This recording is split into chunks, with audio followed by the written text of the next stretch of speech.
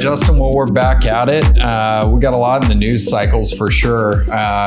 Rates are changing. I think, obviously hitting what expectations were, but we've got new inflation numbers coming out. If anybody's been watching Major League Baseball in the winter meetings, there's certainly wage inflation, at least, good thing for a lot of our clients and for baseball in general, at least from our perspective. The owners are opening the wallet and shelling it out. So that's been fun to see. And we certainly can't have this conversation without hitting on old SBF and just what in the heck happened there. So I think it'd be fun just to unpack some of these topics. They're conversations we've certainly been having with clients. And so just, let's dig into some of this stuff. Let's start with inflation. We just had a print number, so that those numbers came out. I'd love to hear your take on, does it matter? Does it really matter to my investment plan? How are we planning around it? How does it interact with kind of what happened with the Fed and rates this week? Yeah, the short answer is yes, and I would say is yes and no. It matters because inflation is one of the main reasons you invest. You want to make sure your dollar that you earn today, that you're not spending, you're not using to consume or give away or pay taxes, is keeping up with inflation at a minimum. Ideally, if it's a dollar that you don't need for a long time, it should outpace inflation. Mm-hmm. And so in that sense, inflation is meaningful. We want to be aware of it, and we want to make sure we are at least keeping up with inflation. You can't predict that, or you can't necessarily time that on a short-term period, right? This year is a great example of that. Inflation really caught a lot of people by surprise. Some people totally called it and got it right. Whether they can predict that going forward, that's a whole nother conversation that we certainly hit on quite a bit, but it matters. So let's set that to the side. Let's acknowledge that. And then we go, okay, well, what can we do given that inflation matters? From a portfolio construction standpoint, we certainly can't predict the future. We all know that. Hopefully you guys have really drank that Kool-Aid, and that one's sunk in for all of our listeners. That is something that not only we believe really strongly and I think is commonly accepted, but the data just supports it, right? Let's always go back to the data.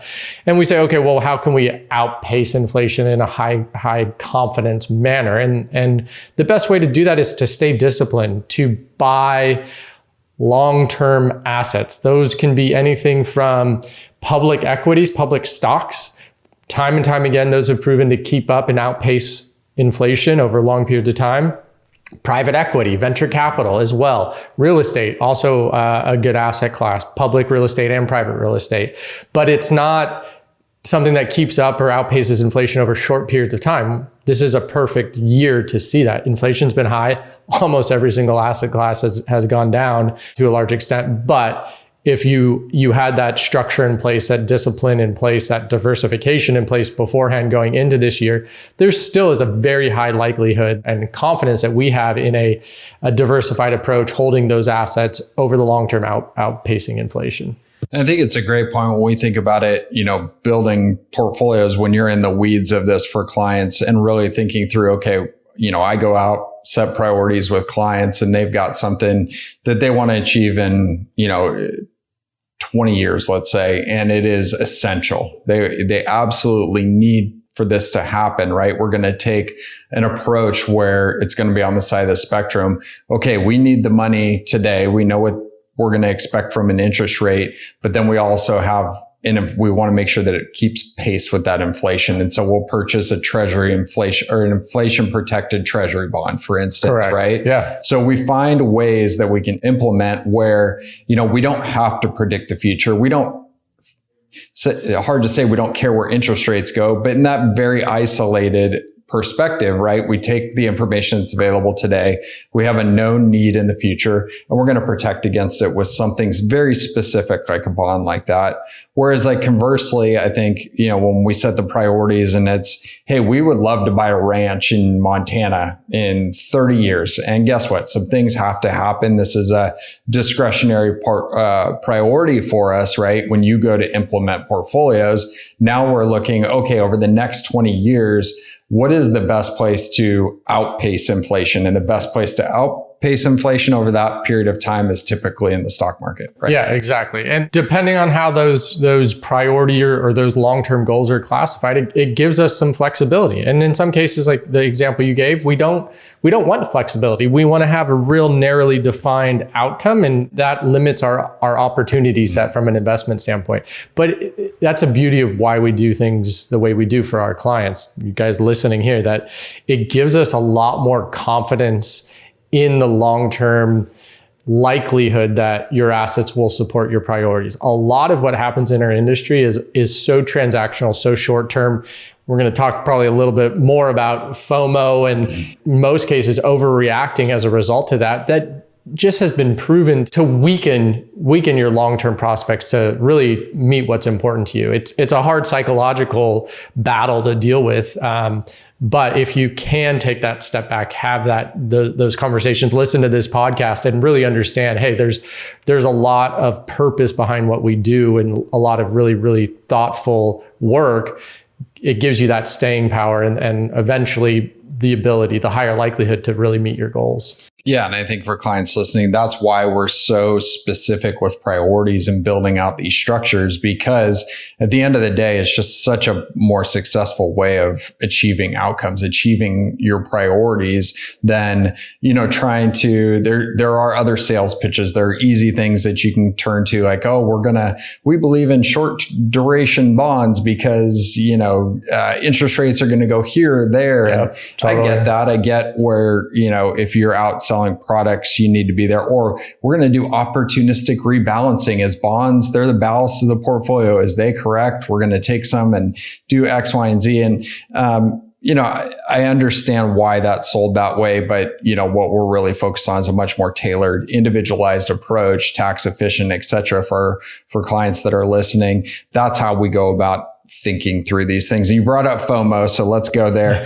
That the old FTX and SBF and whatever other acronym we can come out. But I think this has just been a fascinating development. We see these things pop up from time to time, whether it was Bernie Madoff years ago. There's been several Ponzi schemes since. I mean, I read something as we were preparing for this where Bill Wang from Archegos, it took them, the feds 13 months to track him down and arrest him for a giant Ponzi scheme. It took them all of a week to go grab SBF and charge him. So clearly something crazy was going on here. A lot of deception. I think when I sit back though, is I look at it, what are some of the reasons that people got so caught up in this hype, and why were people so blind to what was going on? I would love your thoughts. Man, and to be totally honest, hindsight's 2020 in this scenario, but I think hype is the perfect word for it. And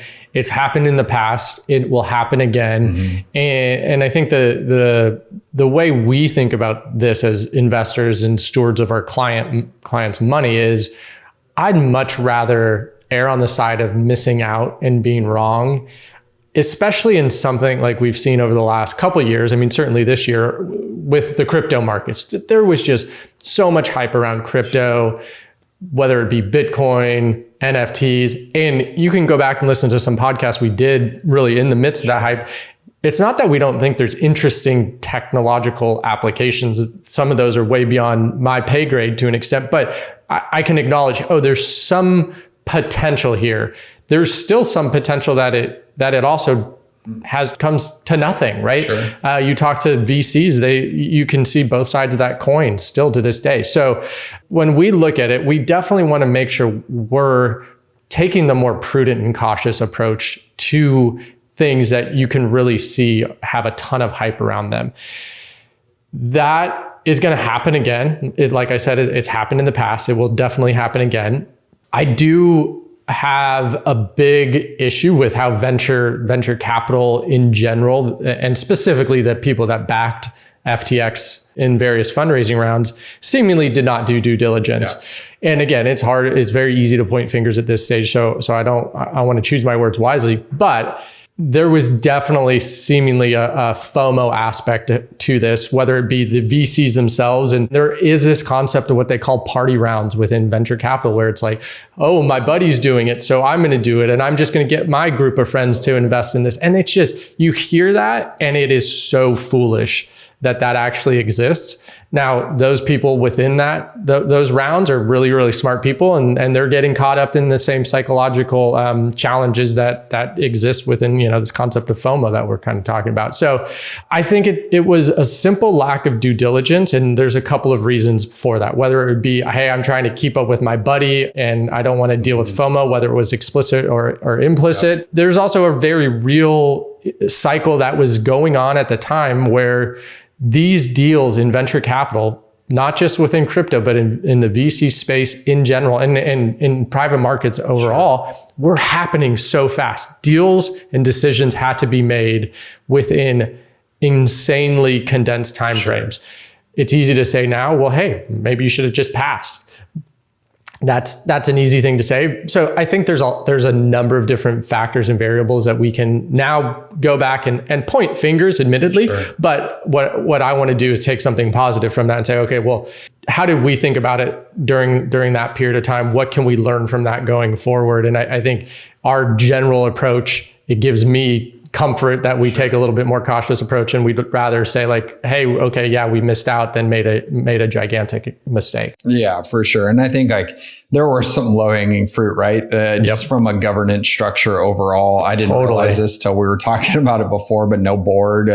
You know, there's just a lot of things that if you started to dig, and it was eerily similar to the Madoff situation, right? Like people just never visited the sites. There just was. It was offshore. Maybe that's offshore. Like good there's signal. All kinds of stuff to this. And, if you just would ask for an org chart, sure, maybe they could have lied and that would have gotten you. But you start to see all the related entities that Alameda Research is doing some trading here, which is was technically, I think, SBF's hedge fund. And then, his girlfriend's involved. There's just people are involved all over the place, and it just gets kind of messy really quick. And I would think that would just start to raise red flags. And then for clients listening, the other part of this, there's a big celebrity endorsement to it. And celebrity endorsement isn't always bad. I mean, we point to it quite a bit with you guys that are listening, but I think it also goes back to a little bit of a word of caution. I mean, Tom Brady, David Ortiz, Steph Curry are all in the news around this stuff.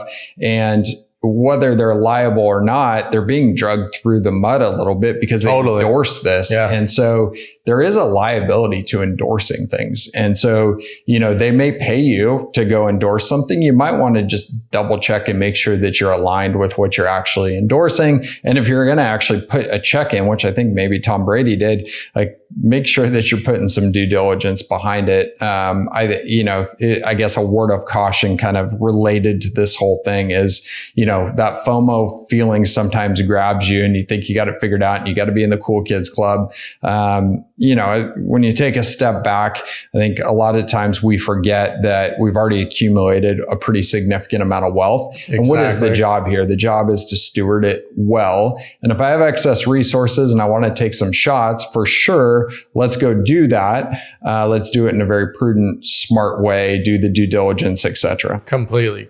And I mean, I'll just add a quick addition to that. And that is when these hype cycles happen, when you do feel like FOMO is really taking hold, chances are it's not going to work out in your favor. I mean, that admittedly, maybe there is some point in time where there was a hype period of time that did lead to vast amount of wealth for everyone involved. Typically, at least in recent history, whether it's a .com bubble or what's been going on with crypto more recently, even just tech stocks overall, meme stocks, pickleball. There you go. They typically don't work out as expected, certainly as expected at the peak of the hype. Doesn't mean that the internet didn't come out of the .com bubble, or I shouldn't say the internet, that was way before that, but a lot of incredible companies didn't come out of that. Doesn't mean interesting applications won't happen with blockchain and potentially what's going with crypto in general.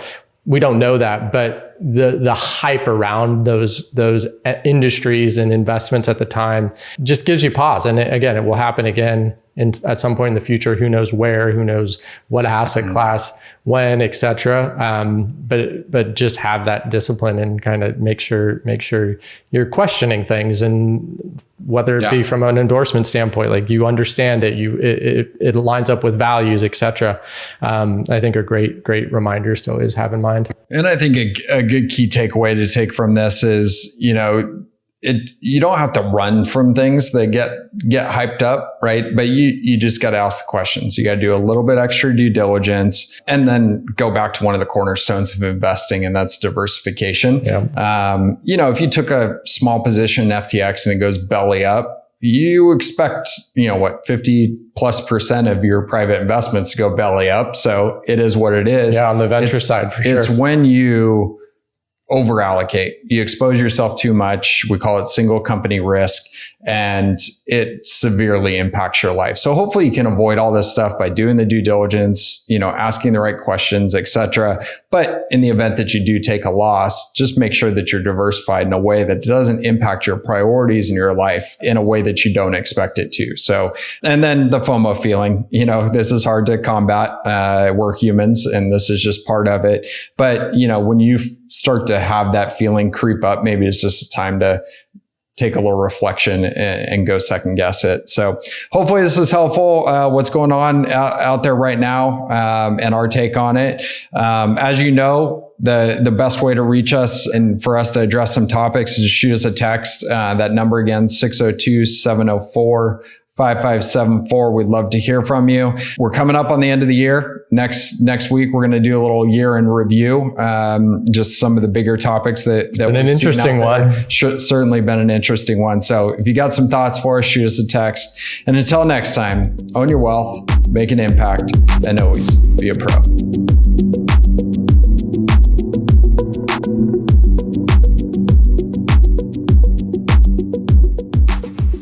The information in this podcast is educational and general in nature and does not take into consideration the listener's personal circumstances. Therefore, it is not intended to be a substitute for specific, individualized financial, legal, or tax advice. To determine which strategies or investments may be suitable for you, consult the appropriate qualified professional prior to making a final decision.